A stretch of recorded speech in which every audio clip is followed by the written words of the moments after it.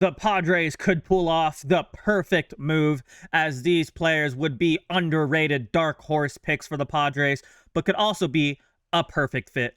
Let's talk about it. Hi, welcome back to another episode of Padres Digest with your host, Andrew. Today we're doing some more free agent window shopping, trying to find some good fits for this team. Today we're gonna go a little more extravagant, a little more out there. Yes, the absolute peak of completely out there, probably not going to happen, would be like a Kyle Schwarber or a Pete Alonso.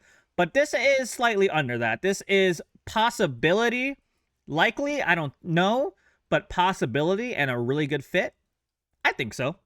So you probably saw from the intro thingamabobber, but we're talking about two players today.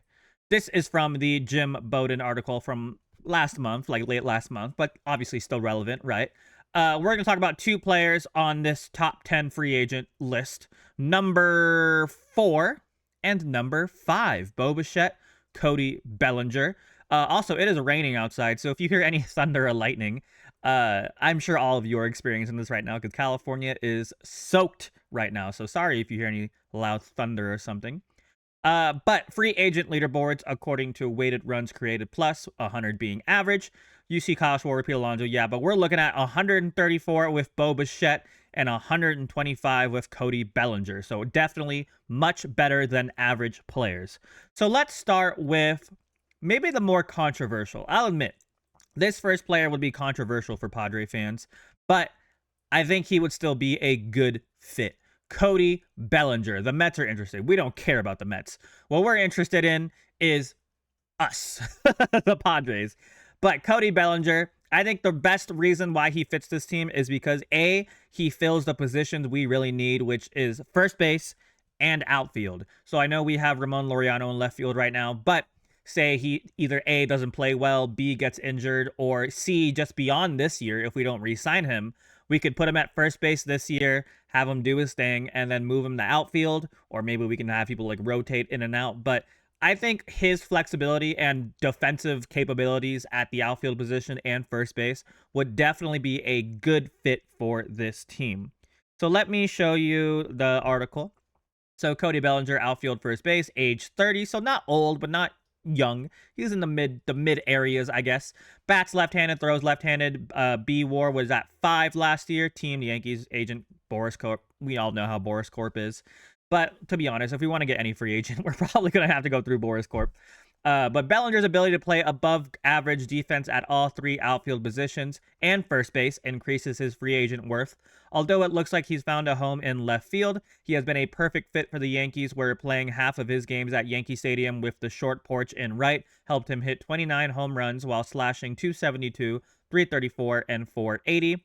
He had a 909 OPS at Yankee Stadium and a 715 OPS at every other stadium. Again, OPS, on base, plus slugging.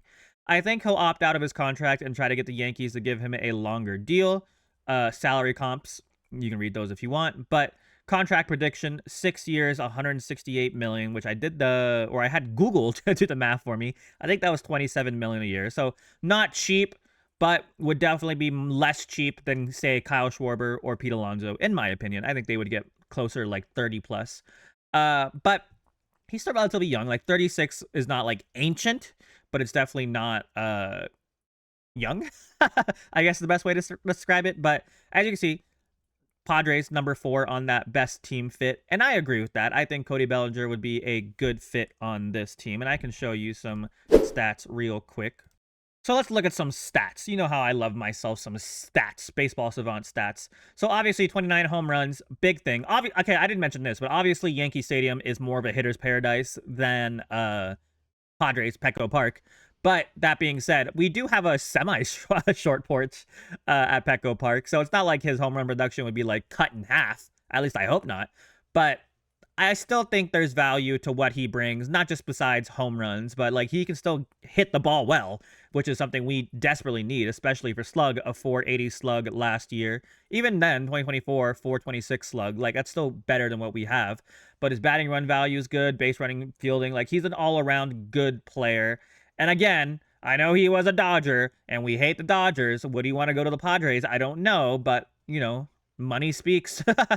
And again, okay, let me also preface by saying this. Yes, I know we're being sold. Let's ignore that.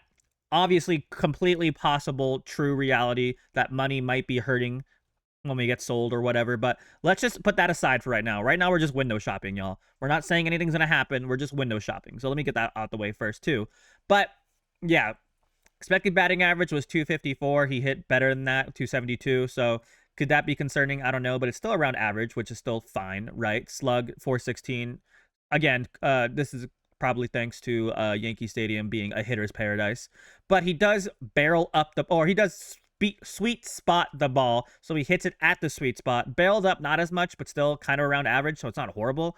But he does squared up, and he does not strike out very often. He has a 91st percentile in strikeouts, which means he does not strike out very often, does not swing and miss very often. He is prone to chase a little bit because of his chase percentage, but he's not horrible, right? But his fielding, obviously, very, very good, and he's relatively fast, better than average. So I think he'd be a good fit for our team. He would add some slug. Again, I know Petco Park is less of a hitter's paradise. I know Yankee Stadium is much more of a hitter's paradise, but I still think he would be a good fit to fill in at some position on this team, whether it's left field, center field, right field, first base. I think there's somewhere on this team that fits him. Now, if you disagree with me, feel free to let me know. I love hearing your guys' opinions. And yes, again, I know he was a Dodger, and we hate the Dodgers, but he's not there anymore, and he hasn't been for a while. So maybe we can forgive his past transgressions of being a Dodger. Not that it's really his fault, but you know what I mean. I'm just being petty. Next, another player that excites me. There we go. Bichette. Now, Blue Jays Digest are also our bosses. They don't want this to happen, but it would be beneficial to us. Bichette is expected to re-sign with the Blue Jays this offseason. Now, I know the first question you have is, Andrew, he's a shortstop. We don't need a shortstop. Well, there's two possibilities here. First, oh, my dog heard somebody. First, we could put Bogaerts back at second and have him play shortstop. But more realistically, because Bichette is a horrible defender, we can put Bichette at second base, and like he was in the World Series, and he can play good enough defense at second base.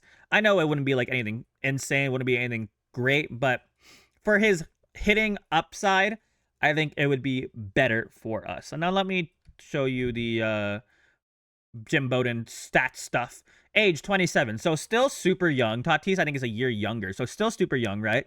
Bichette was leading the American League in hits before he suffered a left knee sprain on September 6th that ended his regular season. He batted .311, .357, .483 with 44 doubles, 18 home runs, and 94 RBIs, a huge bounce-back season after a career-worst 2024. He's led the AL in hits twice in the last 5 years and has a career batting average of .294. He's a below-average defender at shortstop, however, and several interested teams view him as an option for third base going forward. His prime years have just begun. He's one of the youngest free agents on the market, though he has dealt with several lower body injuries in the past couple of years.